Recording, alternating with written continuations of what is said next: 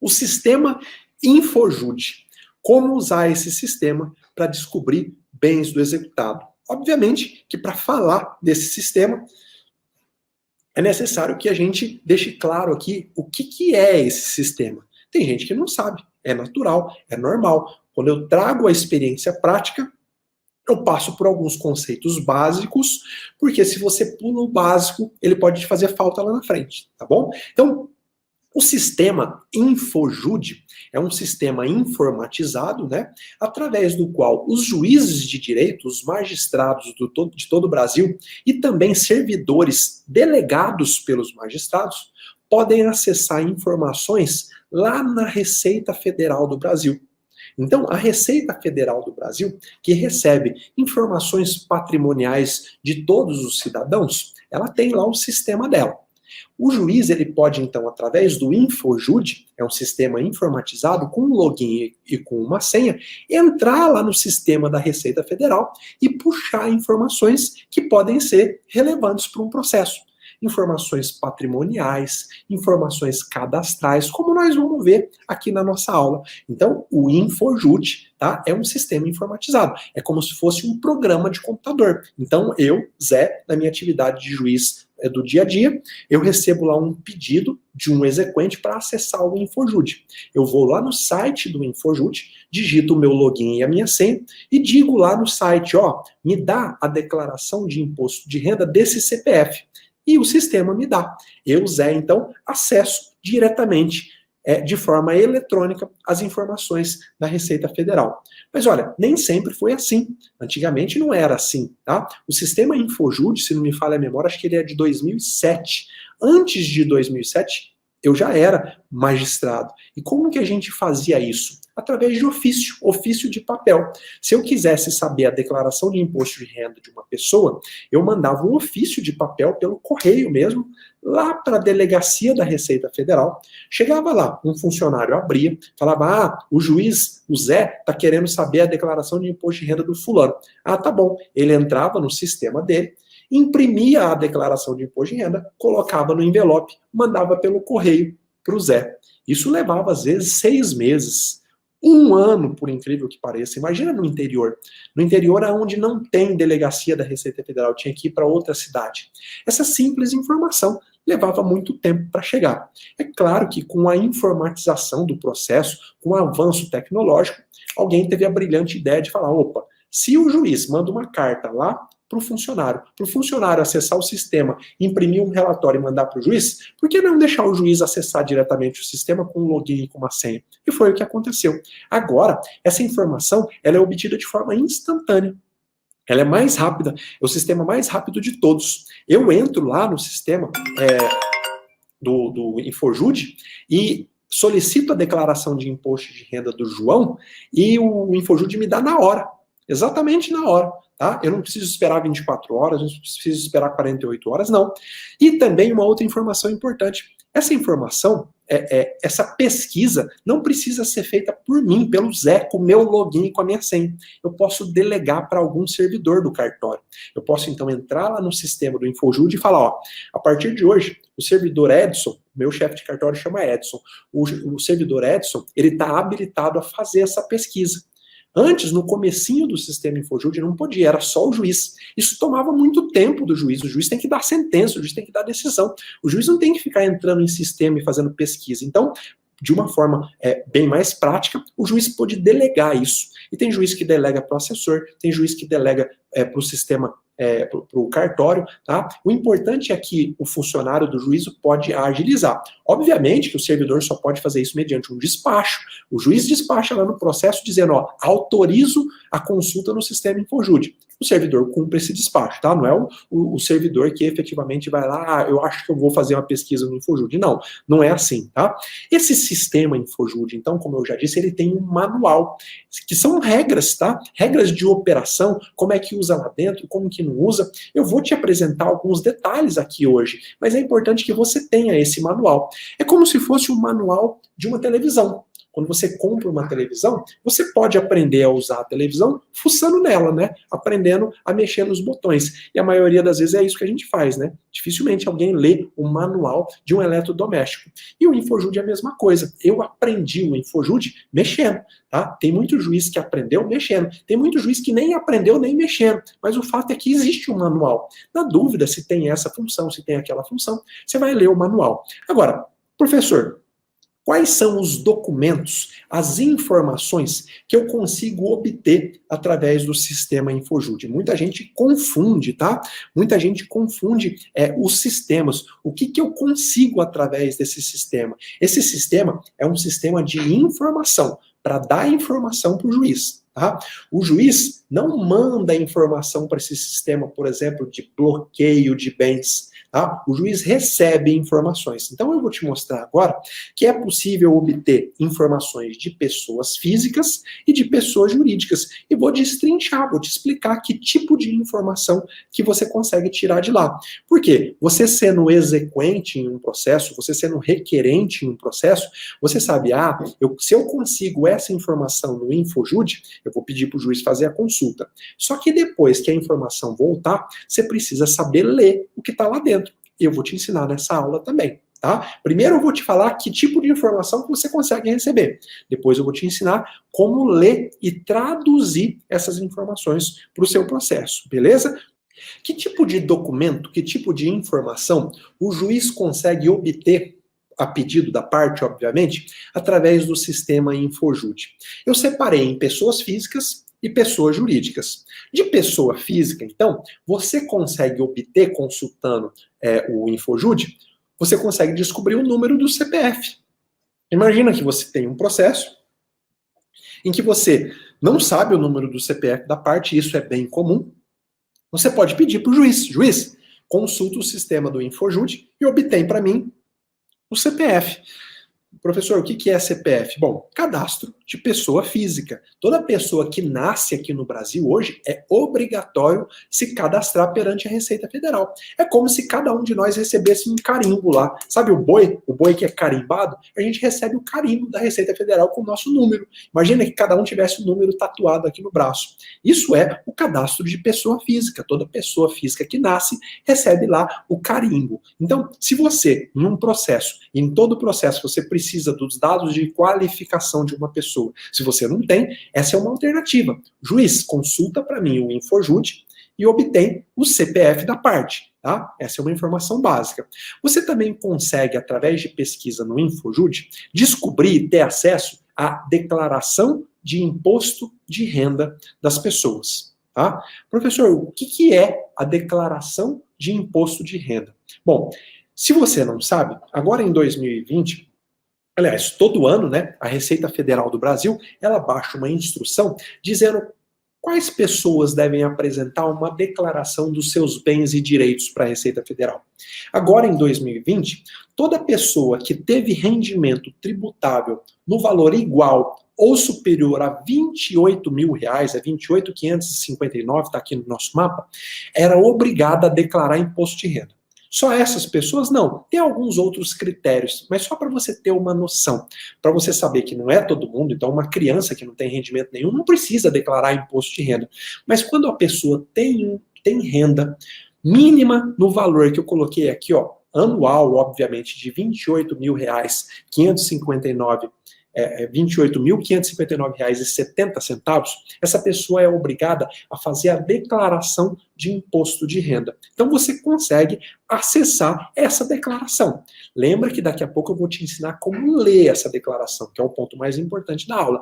Por enquanto eu só estou te falando que tipo de documento que você consegue receber da Receita Federal consultando o Infojude, tá bom? Um outro tipo de documento que você consegue consultar no Infojude é a declaração de imposto territorial rural, tá? O famoso ITR. Quem possui um imóvel rural ou uma propriedade rural pode estar sujeito a pagar anualmente o ITR, o Imposto Territorial Rural. E a pessoa, ela precisa declarar para a Receita Federal, olha, eu tenho a chácara tal, e aí está aqui o pagamento do meu Imposto Territorial Rural. Então, quando a pessoa faz essa declaração, ela fica lá registrada na Receita Federal, e você, exequente, requerido, requerente de um processo, consegue, através do InfoJude, olhar essa declaração do ITR. Tá bom? De pessoa física. E uma última informação de pessoa física que você consegue através do InfoJude é a declaração de operações imobiliárias, o famoso DOI. Dói, né? Você vai ver como que você faz para doer no bolso do executado lendo essas informações. Aguenta aí que você vai ver durante a aula, tá? O que é então esse DOI? Tá? O DOI, essa declaração de operações imobiliárias, é um instrumento através do qual, via internet, os cartórios de todo o Brasil, eles prestam informações para a Receita Federal sobre transações imobiliárias feitas por pessoas físicas ou também por pessoas jurídicas, tá? Então imagina que o seu devedor foi no cartório lá no interior do Acre, por exemplo. Foi lá no interior do Acre e fez uma escritura de compra e venda. O cartorário é obrigado a comunicar à Receita Federal, fazer essa declaração.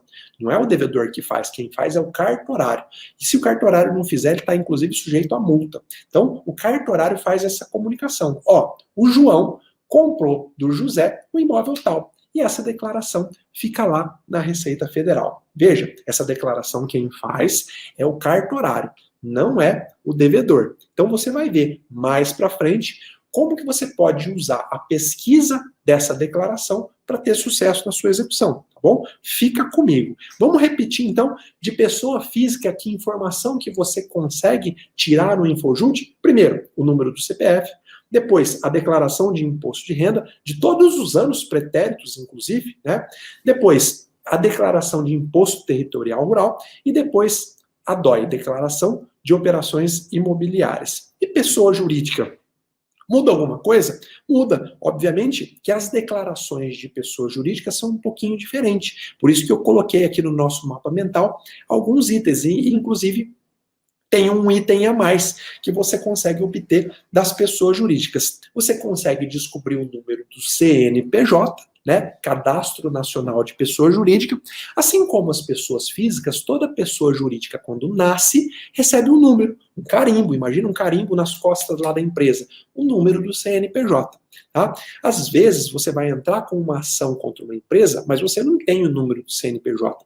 E o número do CNPJ é um dado de qualificação essencial. Se você não informar, pode ser que o juiz indefira a sua inicial. Obviamente que se você não tiver esse número, você pode pedir para o juiz, ó, juiz, eu desconheço o número do CNPJ. Eu peço que Vossa Excelência consulte o InfoJude e consiga para mim o número do CNPJ. Tá bom? Então essa é a primeira informação de pessoa jurídica que você consegue. Uma segunda informação é a declaração de informações econômicos fiscais da pessoa jurídica. É semelhante à declaração de imposto de renda da pessoa física. Então toda pessoa jurídica anualmente tem que fazer para a Receita Federal uma declaração prestando informações econômicas e fiscais.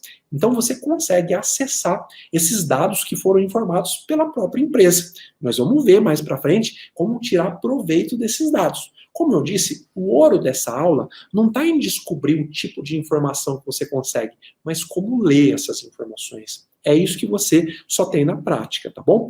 Outra coisa que você consegue também é a declaração simplificada da pessoa jurídica inativa. Tá? Até 2016, vigorava a obrigação de toda empresa que estava inativa, ela tinha que prestar essa declaração de uma declaração que se chama declaração simplificada, dizendo que, olha, eu estou inativa. Tá? Se a empresa criou um CNPJ, mas na prática não estivesse atuando, ela tinha que prestar essa informação.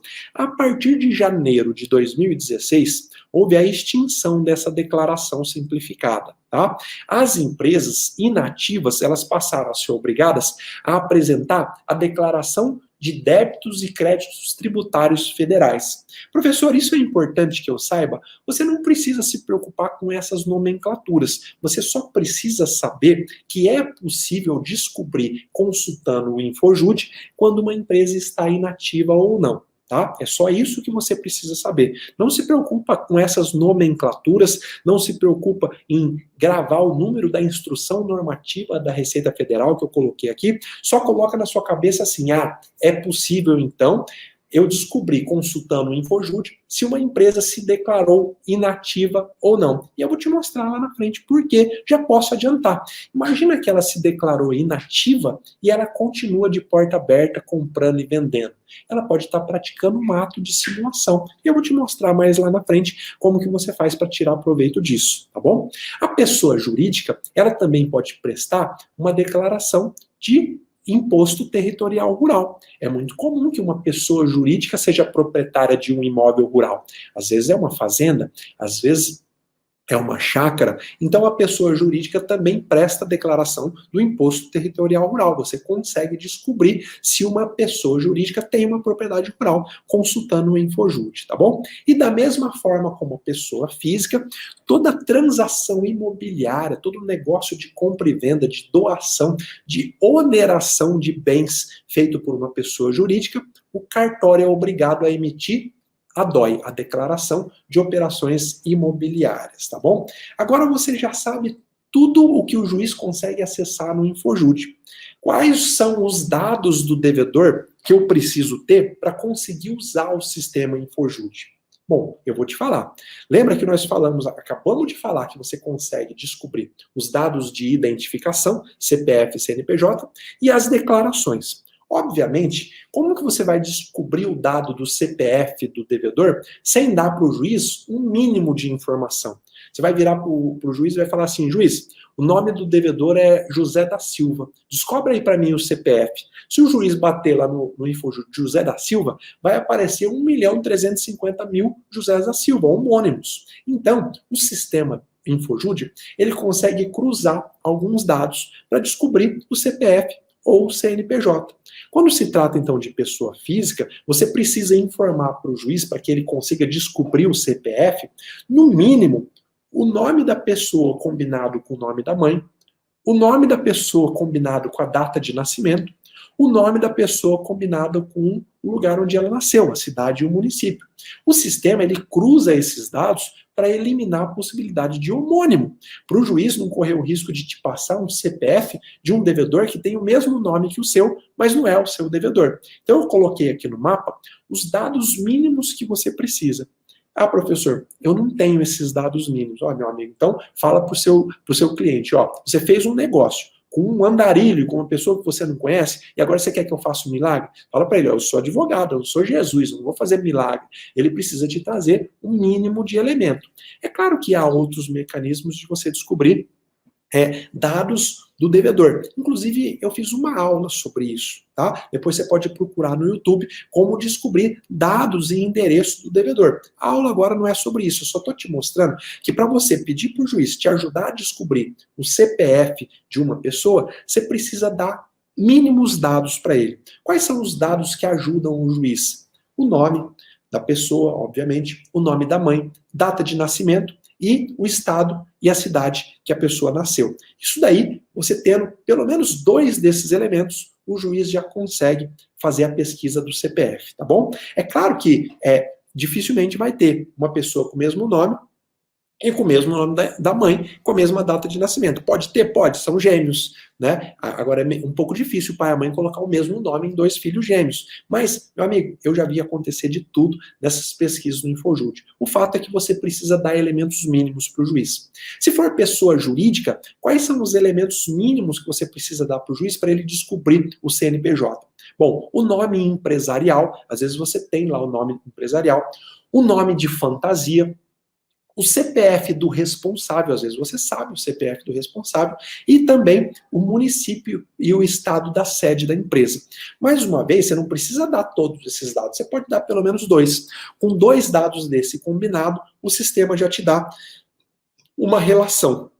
Se não uma única pessoa, pelo menos as pessoas que têm esses dados comuns. Então veja, o juiz Ele acessa o sistema da Receita Federal, informa os dados que você deu para ele e te dá uma resposta. Tá aqui, ó, no sistema da Receita Federal apareceu isso. Agora, decidir se esse João é o seu devedor, aí é com você, tá? Por isso que você sempre tem que trazer elementos mínimos para o juiz, tá bom?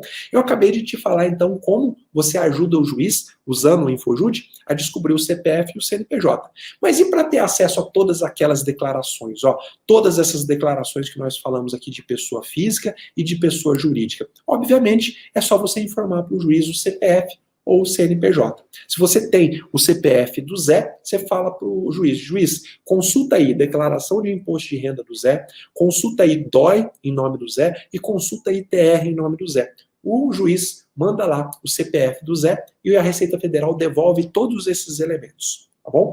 CNPJ, mesma coisa. E aí, o mais importante, como eu tenho dito, é você aprender a ler as informações. É isso que você vai tirar de ouro dessa aula, ler essas informações, tá? Não é só ter essas informações, é ler.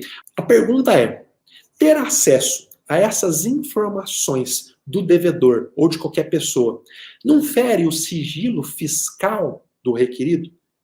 É uma ofensa ao direito ao sigilo você entrar lá no InfoJude e buscar a declaração de imposto de renda de uma pessoa? Fere o direito ao sigilo? De um lado, aqui há um aparente conflito de princípios constitucionais. Tá? De um lado a gente tem, você sabe que lá na nossa Constituição Federal, especialmente no artigo 5º, lá ela traz, né, vários direitos e garantias da pessoa humana. No artigo 5º, inciso 10, fala lá que são invioláveis o direito à intimidade, à vida privada.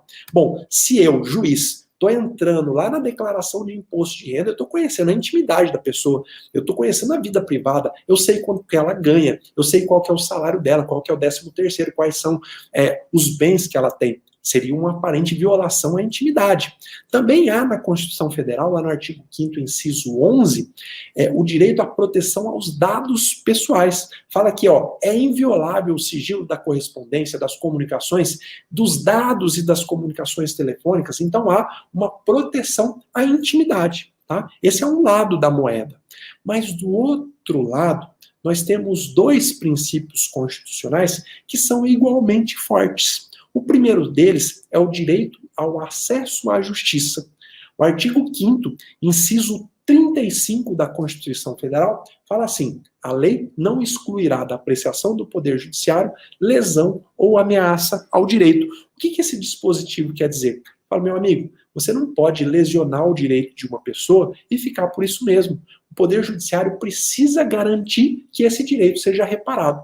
O que o juiz faz quando ele entra lá no InfoJude e pega a declaração de imposto de renda de uma pessoa? Ele está querendo auxiliar a reparar um direito violado, o direito de crédito. Se alguém comprou e não pagou, nasceu o direito de crédito para outra pessoa. Então, se de um lado nós temos algumas garantias constitucionais em favor do sigilo, da intimidade, de outro lado nós temos essa regra constitucional que garante o direito à justiça efetiva e também mais uma regra constitucional, que é o direito à razoável duração do processo. Está lá no artigo 5º, inciso, eu não sei nem como que fala esse inciso aqui, ó, 78, sei lá se é isso, mas está aqui no nosso mapa mental, tá? Eu não lembro como é que lê em números romanos isso daqui, mas você vai saber ler. O importante é isso, você saber que o princípio da duração razoável do processo, ele diz, olha, nenhum processo pode durar eternamente. Tá? Se há direito à efetivação da justiça, se o credor tem o direito constitucional de receber o seu crédito, esse recebimento não pode levar a vida toda. Tá? O credor não é obrigado a fazer trabalho de formiguinha para descobrir patrimônio do executado. Se há um mecanismo que encurta essa distância, esse mecanismo tem que ser utilizado. Agora, eu estou falando isso para você que tem um cunho teórico, para você entender que o STF já se manifestou sobre o tema. O STF já disse que não há quebra de sigilo na consulta ao InfoJude. Aliás, deixa eu até arrumar aqui, ó. Aqui no nosso mapa ficou faltando um F. Não há, anota aí, não há quebra de sigilo na consulta ao InfoJude. Tá? Eu coloquei aqui no nosso mapa mental, o recurso extraordinário é um agravo no recurso extraordinário, onde o STF, através do ministro Toffoli, que era o relator, disse exatamente isso, tá? É o agravo 1.122.541. 1.122.541. Não há quebra de sigilo na consulta ao Infojud. É claro que o devedor também tem todo o direito ao contraditório, à ampla defesa. Então, ele que pague o débito. Ele é citado para isso, ele tem prazo para isso. Inclusive, no prazo dele, ele pode oferecer um bem à penhora. Se ele não faz isso, ele abre o direito à justiça de investigar o patrimônio dele. Simples assim. Se o devedor não quer ter o seu sigilo patrimonial devastado, ofereça um bem à penhora, simplesmente. Se ele não tem bem nenhum, não há quebra nenhuma ao sigilo, já que nós vamos consultar e vai ver a resposta negativa. Veja, quando o devedor simplesmente abre mão do direito dele, porque ele não se manifesta, ele dá o direito à justiça de fazer a busca patrimonial. Por quê? Porque a justiça tem, efetivamente, que garantir o acesso ao Poder Judiciário, a duração razoável do processo, tá? Não há quebra de sigilo na consulta ao Infojud. Esse tipo de decisão, se você vê, você já sabe como combater, tá bom? Outro ponto importante, tá? Muito importante também, que talvez você vai encontrar esse tipo de decisão. A consulta ao sistema Infojud, ela não depende de você esgotar outras diligências para buscas de bens. Você não precisa pedir para o juiz usar o Infojud só depois que você esgotou todas as tentativas de encontrar patrimônio do devedor. Não. Você pode pedir já de cara. Onde que está isso? Ó, entendimento do STJ, coloquei aqui um agravo em um recurso especial, inclusive já há julgado do STF com o mesmo entendimento para o Bacenjude, tá? Processado sobre o rito dos recursos repetitivos. O que significa isso? Quando o STF julga alguma questão sobre o rito dos recursos repetitivo, aí a decisão passa a ser vinculativa. Os juízes não podem ir contra, tá? Então, o STF já decidiu, nesse RESP que está aqui na tela, aqui, ó, RESP 1.184.765, ele já decidiu assim, pesquisar bens do devedor no Bacenjude não depende de esgotar outras medidas, de fazer outras buscas. Ó, procurei em vários lugares, não encontrei, só agora que eu posso usar o Bacenjude. O STF disse que não. E ele disse isso no julgamento de recurso repetitivo, ou seja, juiz nenhum pode contrariar. E aí veio o STJ, que ele é o intérprete da legislação federal, ou seja, ele que interpreta o Código de Processo Civil, e ele disse, através desse agravo no recurso especial que está aqui na tela, tá? Ele disse que o Infojud é a mesma coisa. Você não precisa esgotar outras buscas de bens para pedir para o juiz usar o Infojud. Eu posso pedir, então, na petição inicial da execução? Pode. Você diz assim, excelência, se o executado for citado ou for intimado para pagar no cumprimento de sentença, não pagar e nem nomear bens, de cara eu já quero que se pesquise o Infojud, para trazer declaração de imposto de renda, DOI, declaração de imposto territorial rural e tudo aquilo que é possível trazer no sistema. Vai clicar nesse link aqui e vai ser direcionado para esse julgado. Você pode pegar os fundamentos dele e colocar na sua petição, se por acaso o juiz disser, não, eu não vou pesquisar o Infojud agora porque você não esgotou todas as outras buscas de bem. Você pode usar esse julgado aqui para sustentar um recurso, para sustentar os seus pedidos, tá bom? Esse julgado já está aqui no mapa mental. Tá bom? Mas agora, galera, ó, mais importante então, é aquilo que eu tenho batido desde o começo, mais importante do que ter acesso aos documentos da Receita Federal é saber ler essas informações, saber ler aquilo que está dentro desses documentos. Por isso que eu vou te mostrar agora o que é possível você descobrir do devedor lendo os documentos que são apresentados à Receita Federal. Eu também vou te mostrar eventuais pedidos que você pode fazer a partir da leitura desses documentos, tá bom? Agora, ó, foco total no que eu vou dizer, foco total no conteúdo da aula. Aqui tá normal, né? No YouTube tá normal, já voltou. No Instagram também voltou. Vamos lá. Galera, se ficar essa oscilação, a gente vai insistir. Eu vou dar muito conteúdo para vocês, tá? É problema de internet, mas eu não desisto fácil, não. Vamos lá. Agora, eu vou te mostrar, então, a partir de agora, o que é possível você descobrir lendo a declaração de imposto de renda. Lembra, você tem várias declarações. Você tem a declaração de imposto de renda, a declaração do imposto territorial rural e você tem a DOI, né, declaração de operações imobiliárias. Eu vou te mostrar, só lendo a primeira declaração, que é a declaração de imposto de renda, o que você pode descobrir e como descobrir, tá bom? Primeiro de tudo, tá? Você consegue, a hora que você recebe lá a resposta e vem a declaração de imposto de renda, é óbvio que você consegue ver lá o salário que a pessoa recebe. Professor, mas qual é a utilidade prática de você consultar a declaração de imposto de renda para descobrir que a pessoa tem um salário? Bom, essa informação ela pode ser muito útil em uma execução de alimentos, para descobrir se o executado é empregado de alguma empresa e pedir já na inicial o desconto em folha de pagamento. Isso pode agilizar muito a sua execução. Então imagina, foi feito um acordo ou saiu uma sentença numa execução, numa ação de alimentos. O executado não pagou. Você pode, de cara, no pedido de cumprimento de sentença, já pedir, excelência, consulta o Infojud.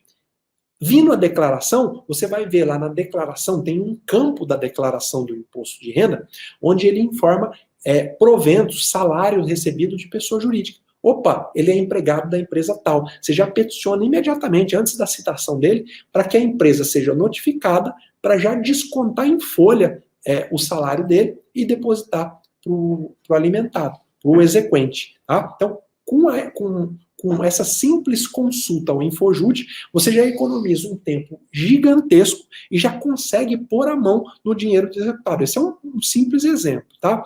Então, a declaração de imposto de renda, se você nunca viu uma declaração, ela tem vários campos. O primeiro campo que eu falei para você é o campo de rendimentos recebidos de pessoa jurídica. Então, eu, Zé, tenho que declarar. Eu declaro todo ano lá quanto que eu recebi da pessoa jurídica que é meu empregador, que é o Tribunal de Justiça. Eu declaro lá todo ano. O seu executado, ele também vai declarar. Então, você vai saber qual que é o salário dele, você vai saber quem que é o empregador dele. Você sabendo, então, quem é o empregador, você pode pedir esse exemplo que eu te dei, né? O desconto em folha de pagamento. E hoje também, como é possível, o STJ já tem autorizado o desconto de parte do salário, mesmo para o pagamento de dívidas não alimentares, essa informação também é preciosa para você poder pedir também, no momento adequado, tá, a penhora de parte do salário do devedor. Mas, na declaração de imposto de renda, também tem um outro campo.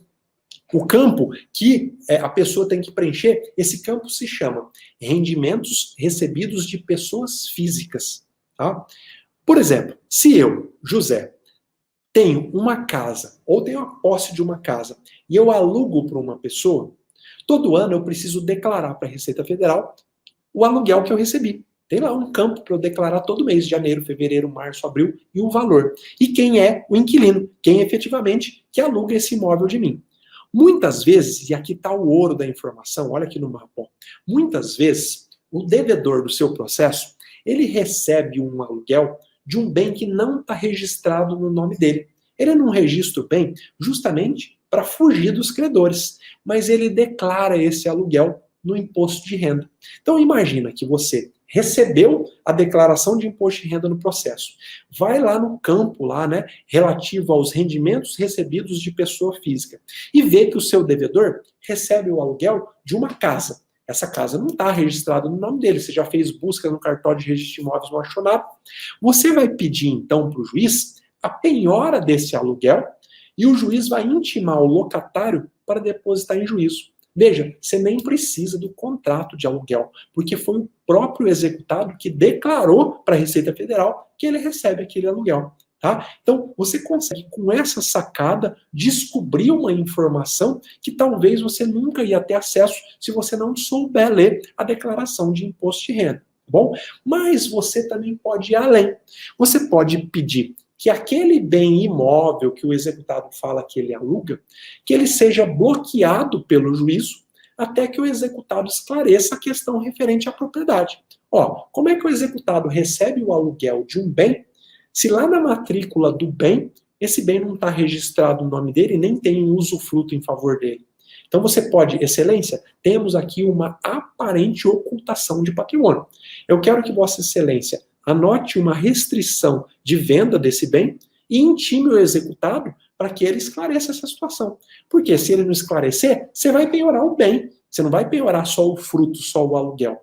Veja que uma simples leitura da declaração de imposto de renda te abre duas possibilidades. A primeira é penhorar o aluguel, intimando diretamente o inquilino, e a segunda é penhorar o próprio imóvel. Primeiro, o juiz restringe, você não pode comercializar enquanto você não esclarecer. Depois que ele esclarecer, pode ser que ele esclareça, pode ser que ele tenha alguma desculpa, pode ser que ele tenha algum contrato, o juiz vai ou liberar o bem, ou falar, opa, esse bem agora, esse bloqueio eu transformo em penhora, e esse bem vai ser utilizado para pagamento da dívida. Então, simplesmente lendo, sabendo ler a parte da declaração de imposto de renda que fala de rendimentos recebidos de pessoa física, você já pode conseguir sucesso nesse campo da penhora, tá bom? Tem um outro campo da declaração de imposto de renda, que esse é o mais importante. Esse é o que pode te dar informações valiosas. Outro campo é a famosa declaração de bens e direitos do executado, tá? Esse campo, a pessoa é obrigada, a pessoa física e a jurídica, a elencar lá todos os bens e todos os direitos que ela tem. Você recebendo a declaração, você vai mergulhar direto lá na declaração de bens e direitos. E o que pode aparecer lá que vai te ajudar? Bom, primeiro, imóveis, bens imóveis, né? Se eu tenho uma casa, eu tenho que declarar lá na Receita Federal. E eu anotei aqui que esse é o caminho, consultar o Infojud é o caminho mais rápido para descobrir se o executado tem bens imóveis, sem você precisar investigar cartório por cartório. Como que você faz para saber se o Zé, se eu, sou proprietário de algum imóvel? Você precisa ir em cada cartório de registro imobiliário do Brasil.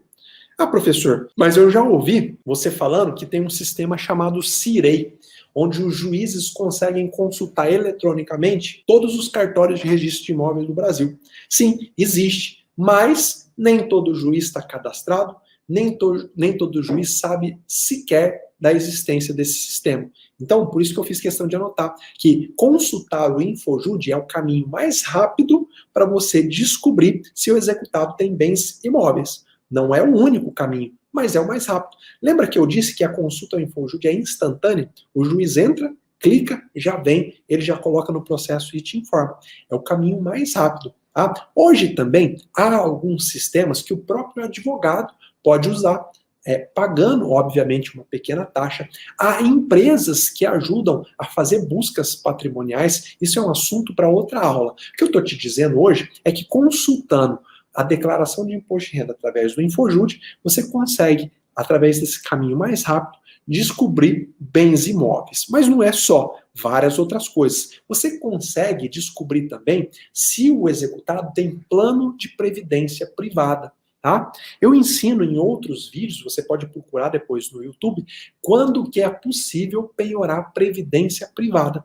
Se você tiver que descobrir se o executado tem previdência privada, o caminho mais curto é esse, através da declaração de imposto de renda. Se eu tenho previdência privada, eu sou obrigado a colocar isso na minha declaração de bens e direitos.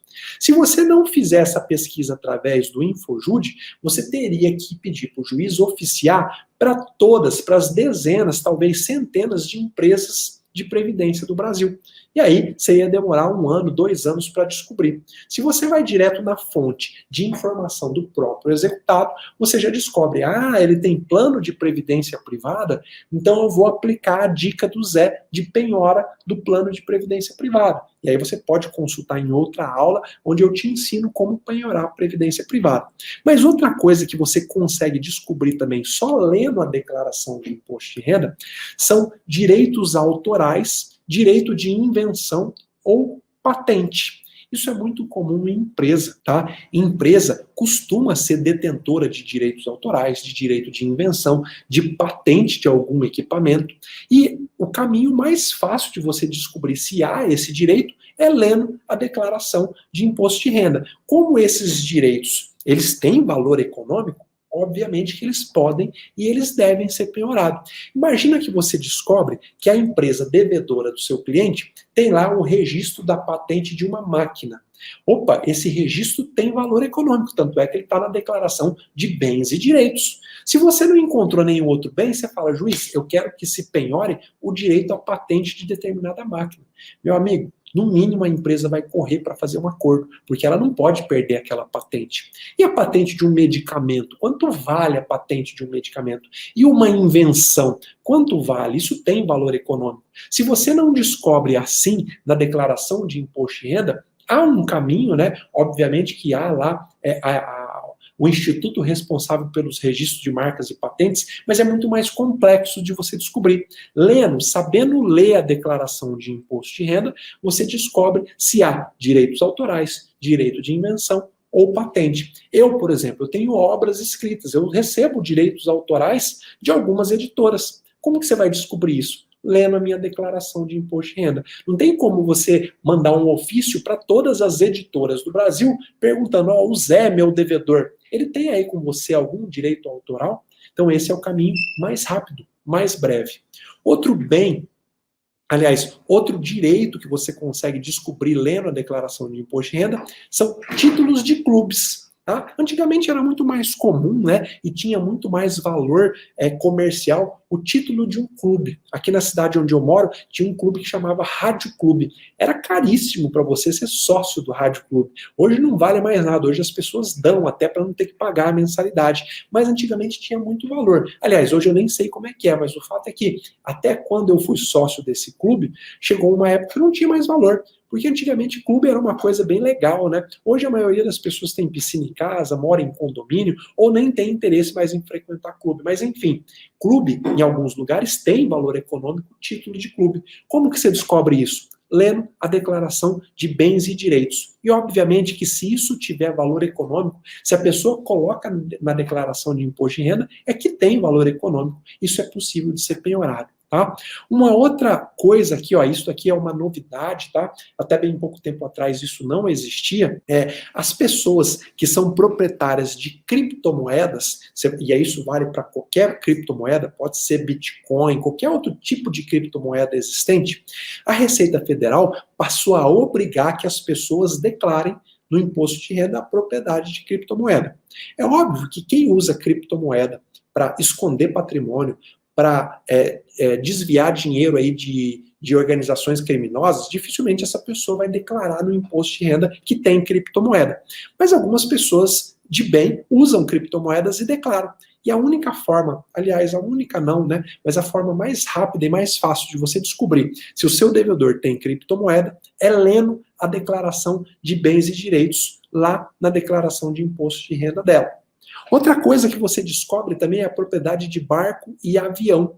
A pessoa que é proprietária de um barco ou de um avião tem que declarar na declaração de imposto de renda. E aqui, mais uma vez, é muito mais rápido você descobrir por aqui, pela declaração de imposto de renda, do que consultando a Capitania dos Portos ou a ANAC. Talvez você não saiba, mas o órgão responsável pelo registro de propriedade de embarcações é a Capitania dos Portos. Mas cada região tem a sua Capitania dos Portos. Eu não sei ao certo se é por estado ou se é por região portuária. Mas o fato é que para você, na prática, ter que descobrir se o devedor é proprietário de uma embarcação, você teria que pedir para o juiz oficial para todas as capitanias dos portos do Brasil. E isso poderia demorar demais. É mais fácil você pedir para o juiz, consulte o Infojude, que se lá tiver anotado que ele tem alguma embarcação, depois a gente já pede mais detalhes para a Capitania dos Portos que ele mesmo informou. E o mesmo vale para a ANAC, né, a Agência Nacional da Aviação Civil. Se o executado, se o devedor for proprietário de aeronave, isso vai estar registrado na ANAC. Então você pode pedir para o juiz oficiar para a ANAC, e aí pode se demorar, sabe-se lá quanto tempo para vir a resposta, porque não há um sistema informatizado, é no ofício de papel ainda, né? Ou você pode pedir para o juiz, traz aí a declaração de imposto de renda que eu quero ver lá na relação de bens e direitos se ele tem algum avião registrado no nome deles, tá bom? Você, então, pode agilizar a descoberta de bens. Isso aqui é muito importante, isso aqui você só descobre olhando a declaração de imposto de renda. Se eu, Zé, fizer um empréstimo para o Bruno, que está aqui na minha frente, eu preciso declarar na minha declaração de imposto de renda. 10 mil reais emprestados ao Bruno, CPF tal, e coloco todos os dados da pessoa para quem eu fiz o empréstimo. Você consegue, então, vendo a declaração de bens e direito, descobrir uma informação de crédito. O seu devedor tem um crédito perante uma outra pessoa. E aí o que você pode fazer? Juiz, já que o Bruno deve para o Zé 10 mil reais, intima o Bruno para ele não pagar para o Zé, para ele depositar no processo, para esse dinheiro ficar penhorado. Então você também consegue, lendo a declaração de imposto de renda, descobrir créditos de empréstimo. Uma pessoa pode emprestar dinheiro para outra? Pode. Claro que ela não pode fazer isso profissionalmente nem cobrando juros acima do permitido, mas eu posso perfeitamente. Posso emprestar dinheiro para um parente, para um amigo. Você só descobre isso lendo a declaração de imposto de renda. Tá? Às vezes você vai receber a declaração de imposto de renda do seu devedor e vai ver que ele declarou lá que ele tinha dinheiro em espécie guardado em casa. É muito comum isso, tá? Ele coloca lá 100 mil reais de dinheiro em espécie. É óbvio que vai ser muito difícil de você encontrar esse dinheiro lá debaixo do colchão do devedor. Mas, com essa informação, você pode fundamentar um pedido de busca na residência do executado. Qual que é o efeito prático disso? O efeito é muito mais coercitivo, é muito mais pedagógico do que efetivamente de conseguir encontrar o dinheiro. E por quê? Porque dificilmente o executado vai querer que os vizinhos vejam o oficial de justiça chegando na casa, vasculhando a casa dele em busca de um dinheiro que ele declarou lá na declaração de imposto de renda que ele tinha em casa.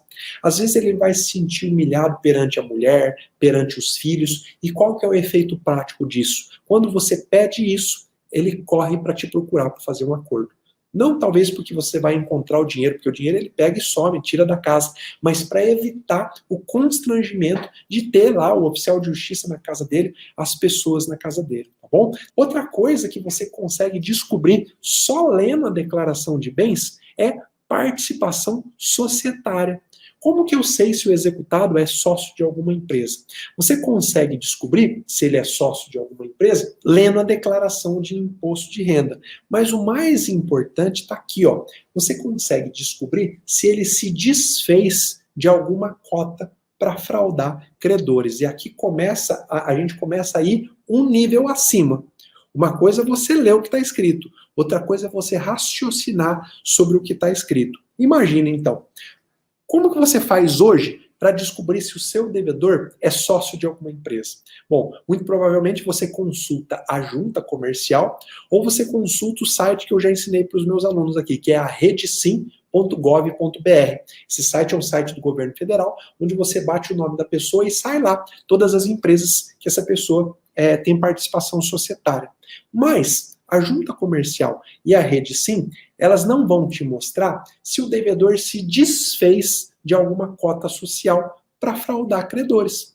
Então, lendo a declaração de imposto de renda, e por isso que às vezes é importante não você pedir só a última, mas pelo menos as 3 últimas declarações de imposto de renda, você vai descobrir, por exemplo, que lá em 2018, quando o devedor já era devedor do seu cliente, ele era sócio de uma empresa e ele doou as cotas societárias para um filho. Se hoje, 2020, você faz uma pesquisa na junta comercial, não vai aparecer nada. Só que se você pede a declaração de imposto de renda dele lá de 2018, vai aparecer que ele mesmo declarou que em 2018 ele transferiu as cotas da empresa para o filho tal, de forma graciosa, sem custo nenhum. O que é isso, meu amigo? Fraude contra credores. Você consegue desfazer essa venda e penhorar as cotas do devedor. E isso você consegue lendo a informação e raciocinando em cima dela. Uma coisa é ler, você está num degrau. Outro degrau é interpretar. E eu vou te mostrar outros exemplos de como interpretar essas informações, tá bom? Outra coisa que você consegue descobrir, talvez essa é a única forma de você descobrir, é crédito de arrendamento de imóvel rural. Às vezes o seu devedor tem lá uma propriedade, você já descobriu que ele tem uma propriedade, mas na declaração de imposto de renda, você vê que ele declara uma renda de um arrendamento. Ele arrenda lá a parte da área para o vizinho apacentar gado lá e etc. O que você pode fazer? Você pode pedir a penhora dessa renda, intimando o vizinho para que o vizinho deposite no processo. Ele não vai pagar para o proprietário da área, ele vai depositar no processo. Você vai estar penhorando os frutos. Se você não descobrir isso na declaração de imposto de renda, dificilmente você vai descobrir de outra forma, porque você não vai ter acesso ao contrato de arrendamento. Geralmente esses contratos, eles são feitos de forma particular, é contrato de gaveta. O devedor, ele não vai registrar em cartório porque ele tem medo justamente que o credor descubra, tá? Esses são alguns itens que você consegue ler na declaração de imposto de renda. Obviamente que você também consegue descobrir conta bancária, né, dinheiro, aplicação financeira, veículo do executado, mas essas informações na prática é mais fácil você penhorar usando os outros sistemas, Bacenjude e o Renajude. Por isso que eu não falei em detalhes. O que eu falei aqui para você, que você consegue descobrir lendo o Infojude, são alguns bens e direitos que não tem sistema próprio, ou que demoraria muito mais para você conseguir descobrir. Mas é óbvio que você consegue descobrir também aplicação financeira, mas isso o Bacenjude já cumpre a função muito bem, tá bom? Vamos lá. Também é possível, e aqui entra, que eu já falei um pouquinho, mas agora eu vou falar de uma forma mais específica, também é possível você descobrir atos de fraude praticado pelo executado, tá? Como? Eu acabei de te dizer, você pode descobrir fraude na alienação ou na oneração de bens. Então você recebe lá a declaração de imposto de renda, e aí você vai olhar no campo de bens ou direitos e ver aqueles que foram alienados ou onerados pelo devedor ao longo do tempo. O que é onerado, professor? É quando ele constitui lá, ele dá o bem em alguma garantia. Às vezes, tem devedor, principalmente os profissionais, eles simulam um negócio combinado com outra pessoa e registram uma hipoteca em cima de um bem, justamente para que depois ele possa, eu não paguei aquela dívida fictícia com outra pessoa, e a outra pessoa recebe o bem e com isso ele frauda os credores. É muito mais fácil você descobrir esse tipo de fraude na declaração de imposto de renda do que você ter que percorrer todos os cartórios do Brasil. Por exemplo, se eu, Zé, sou devedor do seu cliente, tá? Desde 2018, você entrou com a execução agora, em 2020, e aí você percorre os cartórios de registro de imóveis de todo o Brasil e não encontra nada no nome do Zé.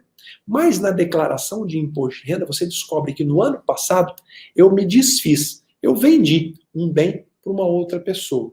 Essa venda pode ter sido uma fraude contra credores se eu me tornei insolvente, se ele era o meu único bem disponível para pagar todas as minhas dívidas. Então, a dica que eu te dou é sempre pedir a declaração de imposto de renda pelo Infojude, mas pelo menos desde quando a dívida existe. E você vai justificar para o juiz. Você vai falar, juiz, eu preciso da declaração desde quando a dívida existe para descobrir se o devedor se desfez do patrimônio. Porque se ele se desfez, ele praticou fraude contra credores e eu vou ter a prova que eu preciso, tá bom? Então, é muito mais fácil, olhando a declaração de imposto de renda no tempo. Como que você faz na prática? Lembra que isso aqui é uma aula prática, né? Você pega lá a declaração de imposto de renda de 2018 e olha lá todos os bens. Ah, tem uma casa e um terreno. Aí olha de 2019, só tem uma casa. Opa, ele se desfez do terreno. Será que ele se desfez, ele se tornou insolvente? Aí você olha em 2020, não tem mais nada. Ele se desfez da casa e do terreno. Ora, ele se tornou insolvente. A dívida já existia? Já. Fraude contra credores. Você anula essa venda e você recupera um patrimônio para o seu cliente. Veja, como a execução é estratégia e tempo, você ganha tempo pedindo a declaração de imposto de renda e você sabe usar a estratégia correta. Tá? Não adianta só ter tempo ou só ter estratégia, você precisa ter as duas coisas, tá bom? Outra coisa, você consegue, como eu acabei de dizer, descobrir fraude na alienação de participação societária. Você pega a declaração de imposto de renda desde quando surgiu a dívida e lá na primeira estava escrito que ele era sócio de uma empresa, mas no ano seguinte ele se desfez, ele simplesmente doou as cotas para um filho ou vendeu para uma outra pessoa e se tornou insolvente. Você consegue descobrir essa fraude praticada pelo devedor, tá bom? E também, olha aqui que interessante, é possível você descobrir motivo para desconsideração da personalidade jurídica. Então, com as informações que você recebe do Infojude, você consegue descobrir um motivo, às vezes até outros, tá? Mas eu vou te ensinar hoje um motivo para pedir a desconsideração da personalidade jurídica. Vamos imaginar, então, que o devedor, ele não declarou, não tem lá na declaração de imposto de renda dele, que ele recebeu dinheiro de pessoa jurídica, da qual ele é sócio. Então, você olha lá na declaração de bens e direitos, e ele fala, ó, 1.000 cotas sociais da empresa tal. E aí, no campo específico da declaração de imposto de renda, tem lá, proventos recebidos de pessoa jurídica, e não tem nada. Então, ele não recebeu dinheiro nenhum daquela pessoa jurídica da qual ele é sócio. Mas, você vai combinar essa análise com outro extrato que você vai pedir de outro sistema, que é o Bacenjude. Você vai falar para o juiz, me traz os extratos de movimentação financeira do executado. E lá você vê um monte de entrada de dinheiro vindo da pessoa jurídica. Ó, se ele não declarou que recebeu dinheiro da pessoa jurídica, mas o extrato bancário dele mostra que ele recebeu, o que está caracterizado? Confusão patrimonial. O artigo 50 do Código Civil fala, é causa de desconsideração da personalidade jurídica a confusão patrimonial. Misturar o patrimônio da pessoa física com a pessoa jurídica. Bingo, você tem aí a prova da confusão patrimonial. O que é possível você descobrir analisando a declaração de imposto territorial rural de uma pessoa física ou jurídica? Olha, é possível, então, como você sabe, lembra lá no começo da aula, como nós falamos que você consegue no sistema InfoJude, pedir para o juiz, traz aí as declarações de imposto territorial rural. Olha, eu já vi inúmeros casos em que o devedor, ele apresenta uma declaração de imposto territorial rural, mas ele não inclui esse bem imóvel, essa chácara, essa fazenda, na declaração de imposto de renda. Por isso que é importante você pedir as duas. Não vai pensar assim, bom, se eu peço a declaração de imposto de renda, se ele é proprietário de uma fazenda, ele vai ter declarado lá. Às vezes não. Às vezes ele não declara. Às vezes por ignorância, às vezes de propósito. Mas, como ele não quer ficar devedor do fisco, ele faz a declaração de imposto territorial rural. E lá você descobre que ele é proprietário de uma chácara, de um sítio ou de uma fazenda. Então veja como é importante você também pedir a consulta da declaração de imposto territorial rural. Tá bom? É muito importante. E agora também, o que é possível você descobrir consultando a DOI, a Declaração de Operações Imobiliárias. Olha lá, então. Muitas vezes, o devedor, ele adquire um bem, mas ele não informa lá no imposto de renda e nem registra o bem no nome dele. O que ele faz? Ele vai num cartório, faz uma escritura pública de compra e venda. Geralmente, ele vai num cartório em outra comarca. Então imagina, ele está comprando um imóvel em São Paulo. Ele vai lá no interior do Pará e faz uma escritura de compra e venda. Mas ele teria que pegar essa escritura de compra e venda e registrar lá no registro de imóveis de São Paulo, que é onde se localiza o bem. Mas é óbvio que ele é um devedor esperto e ele não faz isso. Acontece que ao lavrar essa escritura de compra e venda lá no cartório do interior do Pará, o cartorário ele é obrigado a fazer a DOI, a Declaração de Operações Imobiliárias, e enviar à Receita Federal. Então, meu amigo, essa declaração de operações imobiliárias, que é informada pelo cartório, vai mostrar que o seu devedor adquiriu um bem e que ele está ocultando esse bem para esse bem não ser atingido pelos credores, tá bom? O que essa DOI também vai mostrar? Eventuais alienações ou onerações fraudulentas que o executado tenha feito. Veja que pedindo a declaração de operações imobiliárias, e eu também recomendo que você peça desde quando surgiu o crédito do seu cliente, para você descobrir atos de fraude contra credores. Repetindo, a dívida nasceu em 2018, você entrou com a execução hoje, não encontra nada, aí você fala para o juiz, juiz, pede lá as declarações de operações imobiliárias para a Receita Federal, mas eu quero desde 2008. De 2018. Por quê? Porque eu quero descobrir se não houve alguma alienação fraudulenta. E aí, a Receita Federal vai te informar que lá em 2019, o seu credor, o seu devedor, aliás, se desfez de um bem e se tornou insolvente, ou seja, fraude contra credores. Agora, o ouro está em você descobrir quando ele tem um bem, mas não registrou no nome dele. É muito fácil você descobrir isso. através da declaração de operações imobiliárias.